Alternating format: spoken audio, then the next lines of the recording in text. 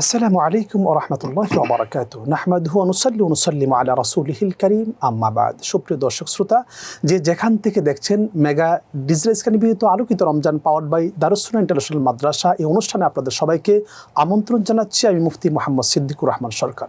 দর্শক, আশা করি সকলে ভালো আছেন, সুস্থ আছেন। এই কামনায় শুরু করছে আপনাদের প্রিয় অনুষ্ঠান আলোকিত রমজান। আজ কথা বলবো সামাজিক অবক্ষয় রোধে মাহে রমজান। এই বিষয়ে কথা বলার জন্য আমাদের স্টুডিওতে উপস্থিত হয়েছেন আপনাদের সকলের পরিচিত মুখ, তরুণ আলেমেদিন হাফেজ হজরত মাওলানা মুফতি মোহাম্মদ মাসুদ রিজভী, খতিব জুরাইন কেন্দ্রীয় শাহী জামে মসজিদ, ঢাকা।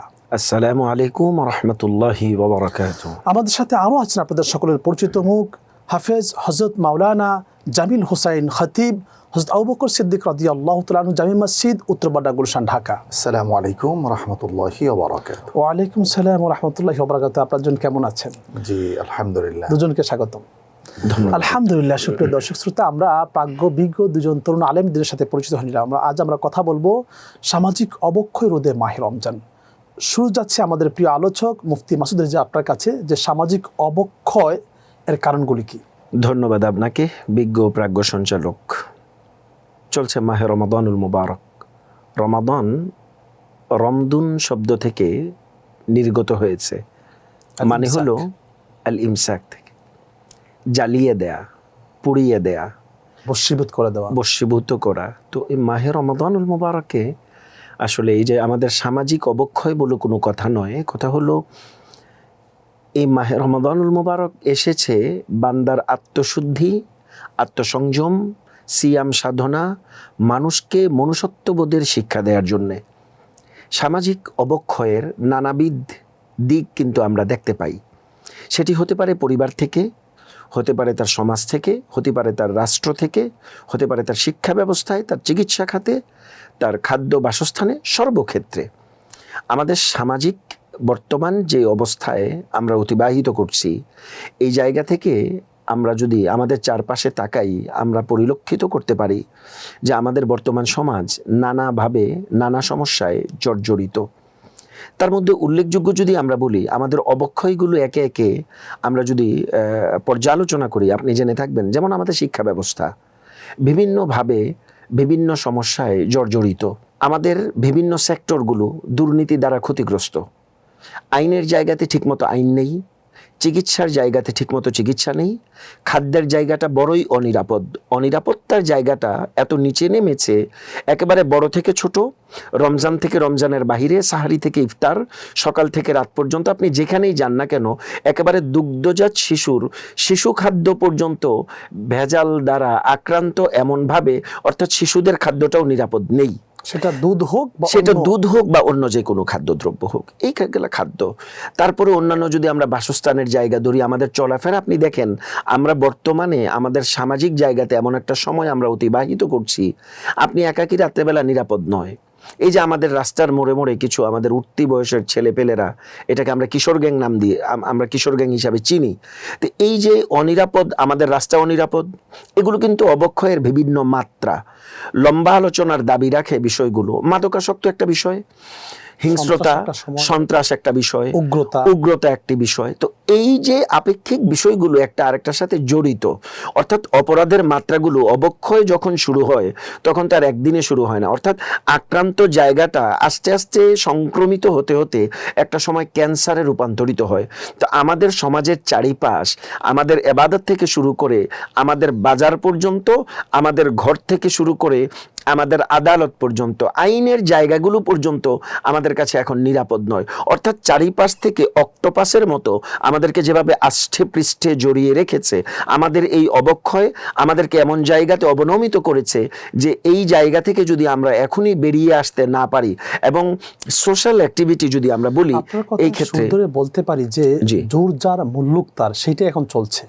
এটি একটি আসলে বিষয় কি, আমাদের রাষ্ট্রযন্ত্র যখন দেখা গেছে আমাদের দেশের যেই অবস্থা, অবকাঠামোগতভাবে বা রাষ্ট্রীয় জায়গা থেকে রাজনৈতিক অবস্থায় যখন একটি দল ক্ষমতায় উপনীত হয়, তখন দেখা যায় যে সাধারণের উপরে তাদের আসলে পেশি শক্তিটা এমনভাবে তাদেরকে আবৃষ্ট করে রাখে, যে তখন দেখা গেছে সাধারণ মানুষ অনেকটা তাদের কাছে গোলামের মতন হয়ে যায়। তো এই যে চিন্তা চেতনা ধারা, এটি যেমন রাষ্ট্রযন্ত্রকে চিন্তা করতে হবে, ক্ষমতাসীনদেরকেও যেমনিভাবে ভাবতে হবে, ঠিক তদ্রূপ এই রাষ্ট্রের প্রতিটি প্রজাতন্ত্রের নাগরিক যারা আছে, সুনাগরিক যারা, তাদেরকেও কিন্তু ভাবতে হবে যে সময়ের সাথে আমার অধিকার শিক্ষাক্ষেত্রে, খাদ্যক্ষেত্রে, চিকিৎসা ক্ষেত্রে, সর্বক্ষেত্রে সুনিশ্চিতভাবে আমি পাচ্ছি কিনা।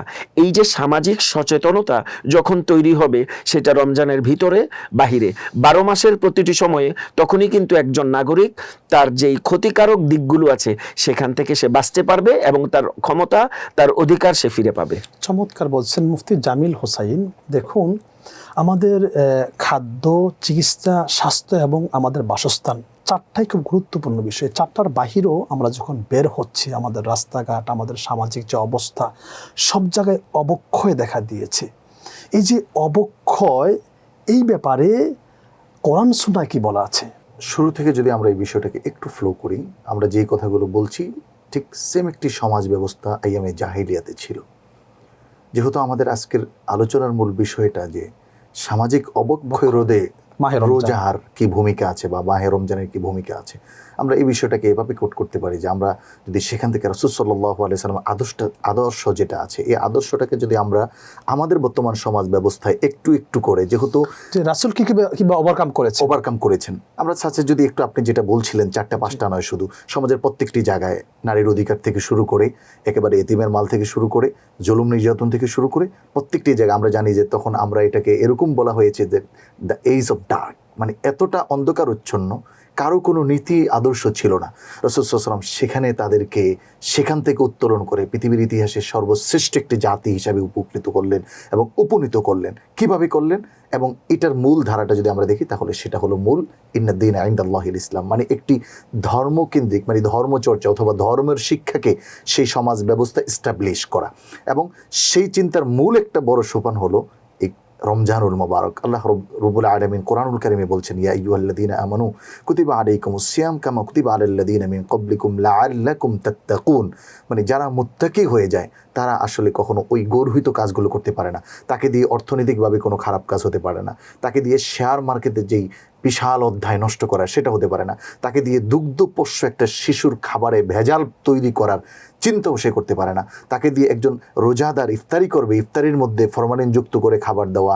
আমরা যদি সমাজের প্রত্যেকটি জায়গায় দেখি, আমরা দেখতে পাচ্ছি যে এখন আপনার তরমুজ অ্যাভেলেবেল, সেখানে এটা দিয়ে মানুষ ইফতারি করবে। তরমুজ নয়, আমরা যে ইফতারি বানাচ্ছি সেখানে এক ধরনের সল্ট আছে, ব্যবহার করলে এটা টেস্ট বেড়ে যায়। মানে প্রত্যেকটি ক্ষেত্রেই তো মানুষের ওই তাকওয়ার জায়গাটা অপূরণ থাকার কারণেই আমি বলবো এই মানুষগুলোর মাধ্যমে সামাজিক অবক্ষয়টা আরও বিস্তৃত হচ্ছে, আরও বেড়ে যাচ্ছে।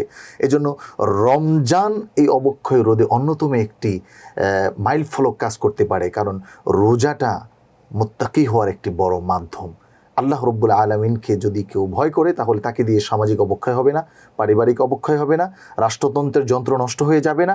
কেউ ক্ষমতায় গেলেও আমরা দেখেছি যে রাসূল সাল্লাল্লাহু আলাইহি ওয়াসাল্লামের সাহাবায়ে কেরাম, হযরত ওমরের মতো খিলাফা, যিনি অর্ধজাহানের খলিফা হলেন, তারপরও তার চিন্তা হলো কোনো ব্যক্তি যদি জাহান্নামে যায় সেটা না জানি আমি ওমর। আবার কেউ যদি জান্নাতে যাওয়ার আশা করে, তাহলে সেটাও আমি ওমর আশা করছি। এবং তারা তাদের সমাজ ব্যবস্থায় কীভাবে করে চলেছেন যে রাতের আধারে সে যখন মুত্তাকি, তখন তার দায়িত্ব একজন প্রেসিডেন্ট হওয়ার পরে সে রাতের আধারে খুঁজে খুঁজে কার চুলায় আগুন জ্বলছে না, কার ঘরে খাদ্য যাচ্ছে না। এবং হাদিস যদি আমরা খুলি, তাহলে দেখা যায় মুত্তাকি হওয়ার কারণে সে রাতের আধারে তার মাথায় সে খাদ্যের বস্তা করে এনে ঘরে পৌঁছে দেওয়া। তাহলে এটা সম্ভব হলো কিভাবে? এক বাক্যে যদি বলি, তাহলে মুত্তাকি হয়েছে, আল্লাহ তাআলার ভয় তার দিলে ঢুকেছে। আর রমজান এই আল্লাহর ভয়কে প্রসারিত করার অন্যতম একটি মাধ্যম। চমৎকার বলছেন মুফতি মাসুদ রেজভী। আমরা এতক্ষণ কথা বলে যে বিষয়গুলি বুঝতে পারলাম, তার ভিতরে একটা গুরুত্বপূর্ণ পয়েন্ট হলো যে যদি আমাদের ইসলামী শিক্ষা থাকে, ধর্মীয় শিক্ষাটা আমরা সঠিকভাবে নিতে পারি, তাহলে এই সামাজিক অবক্ষয় থেকে নিশ্চয়ই আমাদের সন্তানদেরকে আমরা বাঁচাতে পারবো। জি জি, তো এই বিষয়ে আমরা কি পদক্ষেপ নিতে পারি? আসলে দেখুন, শিক্ষা সবসময় আলোকিত করে। আরবিতে একটি বহুল প্রচলিত প্রবাদ আছে, আল ইলমু নূরুন, ইলম আলোকিত করে, ইখরিজুহুম মিনাজ যুলুমাতি ইলান নূর, অন্ধকারচ্ছন্ন জায়গা থেকে আপনাকে বের করে আনবে আপনাকে আলোর পথ দেখাবে, অর্থাৎ আলোকিত মানুষ হিসাবে আপনাকে গড়ে তুলবে। তা আপনি যখন আলোকিত শিক্ষায় সন্তানকে সুশিক্ষিত করবেন, অটোমেটিক্যালি ওই সন্তান সুসন্তান হবে, ওই সন্তানের দ্বারা পাপাচার হবে না, ওই সন্তানের দ্বারা সমাজ বিনষ্ট হবে না। তো এই ক্ষেত্রে মনুষ্য জাতিকে আলোকিত করার অন্যতম মাধ্যম হলো শিক্ষা ব্যবস্থা। এই ক্ষেত্রে শিক্ষা ব্যবস্থার গুরুত্ব অপরিসীম। সকল ধরনের শিক্ষা ব্যবস্থা এখানে সংশ্লিষ্ট। তন্মধ্যে আরো বেশি গুরুত্বের দাবি রাখে ধর্মীয় শিক্ষা।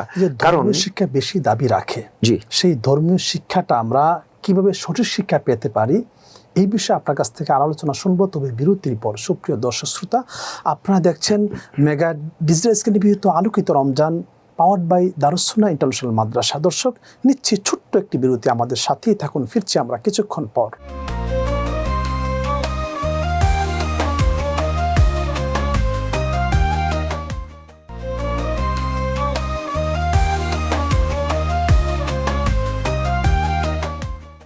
আলহামদুলিল্লাহ, সুপ্রিয় দর্শক শ্রোতা, বিরতির পর ফিরে আসলাম আপনাদের প্রিয় অনুষ্ঠান মেগা ডিজিটাল স্ক্রিনে নিবেদিত আলোকিত Ramzan, powered by Darus Sunnah international মাদ্রাসা। দর্শক, আমরা আমাদের মূল আলোচনায় ফিরছি। মুফতি মাসুদ রেজভী, যেখানে আপনি ছিলেন, যে এই ধর্মীয় শিক্ষাটা খুব গুরুত্বপূর্ণ এই সামাজিক অবক্ষয় থেকে আমাদের সন্তানদেরকে বাঁচানোর জন্য।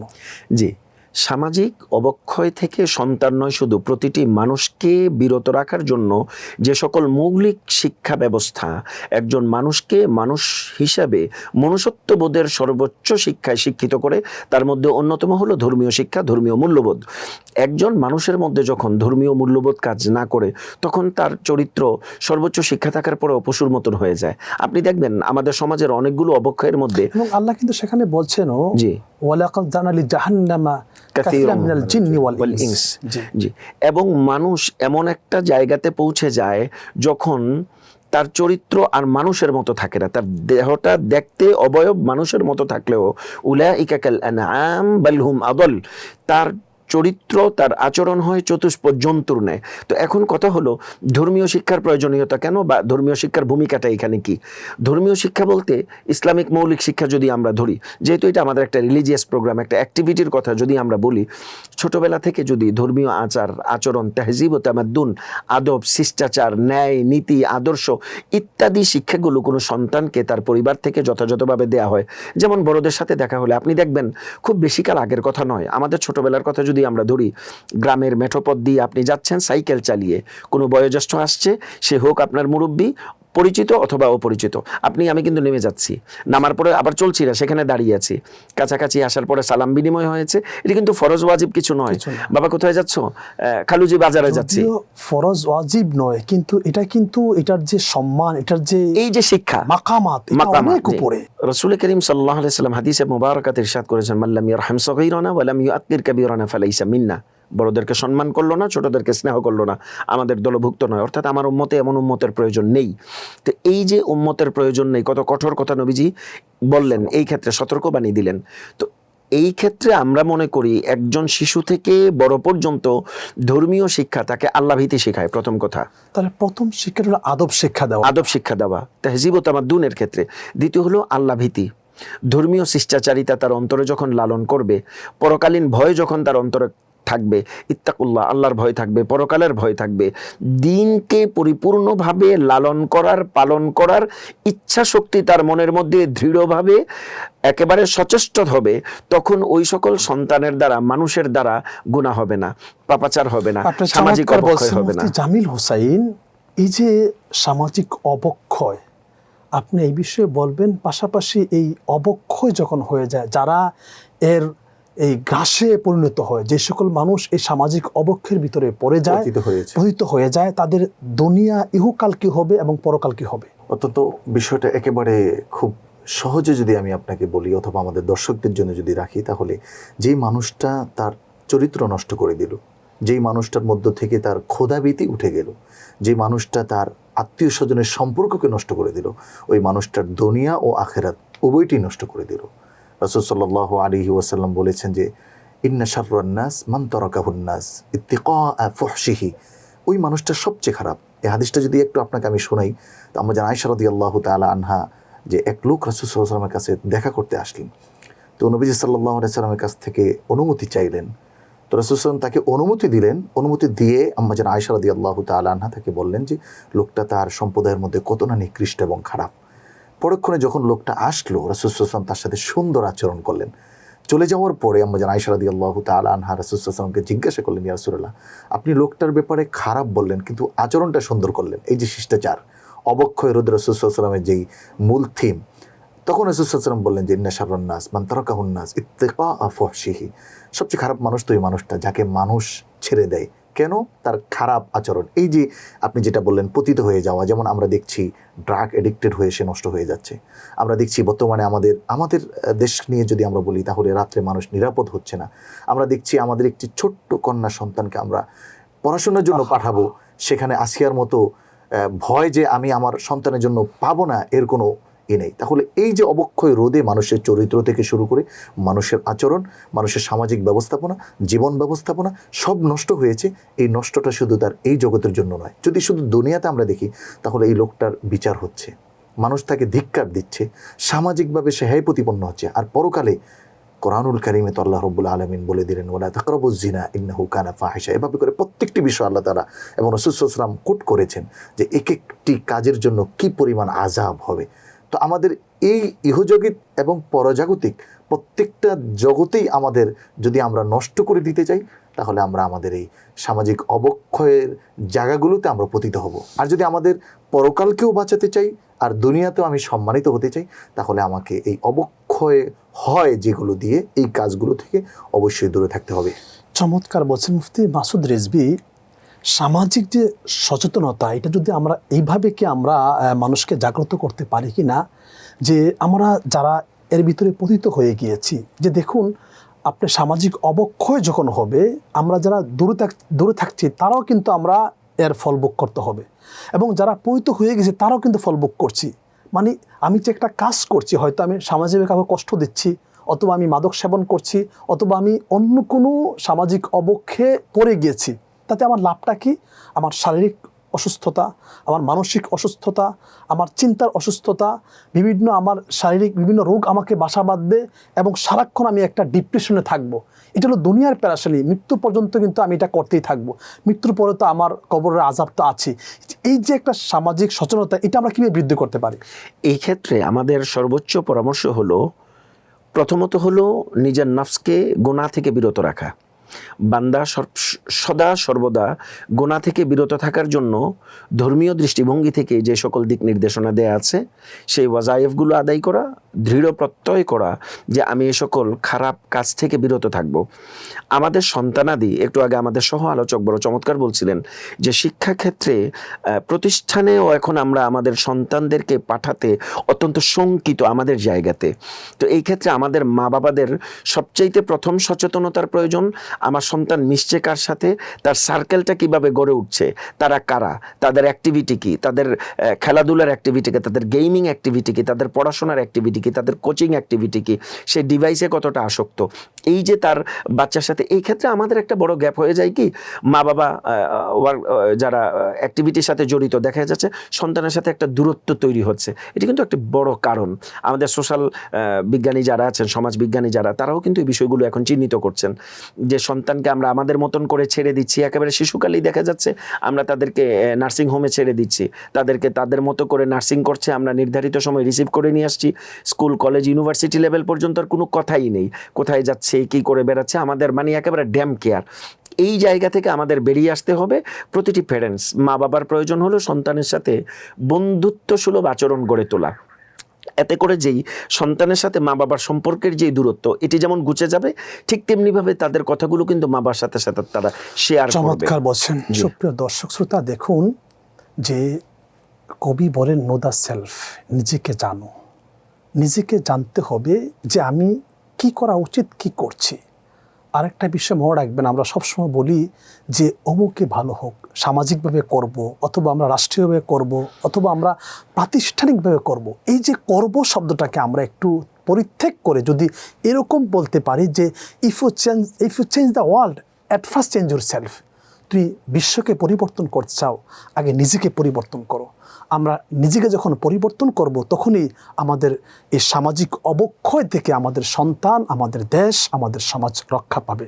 দর্শক, এই জন্য আমাদের প্রত্যেককেই সচেতন হতে হবে, ধর্মীয়ভাবে আমাদের পড়াশোনা করতে হবে। আপনাদের জনকে অসংখ্য ধন্যবাদ আমাদেরকে সময় দেওয়ার জন্য। জি, সুপ্রিয় ধন্যবাদ দর্শক, আপনাকে। আসলেই এই সামাজিক অবক্ষয় রোধে মাহে রমজান মাস আমাদের অন্যতম একটি উপায় হতে পারে।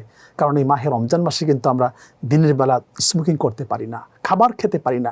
এই যে একটা প্র্যাকটিস হচ্ছে আমাদের, যদি এই শিক্ষাটা আমরা বাকি 11টা মাস নিতে পারি, তাহলে এই মাহে রমজান মাসই পারে আমাদেরকে সামাজিক অবক্ষয় রোধ করতে। আল্লাহ তাআলা আমাদের সবাইকে সেইভাবে চলার তৌফিক দান করুক। সুপ্রিয় দর্শক শ্রোতা, আপনারা দেখছেন আপনাদের প্রিয় অনুষ্ঠান মেগা ডিজিটাল নিবেদিত আলোকিত Ramzan, powered by Darus Sunnah international মাদ্রাসা। অনুষ্ঠান একেবারে শেষ পর্যায়ে চলে এসেছি। আগামী পর্ব দেখার আমন্ত্রণ জানিয়ে আজ এখানেই বিদায় নিচ্ছি। আল্লাহ হাফেজ।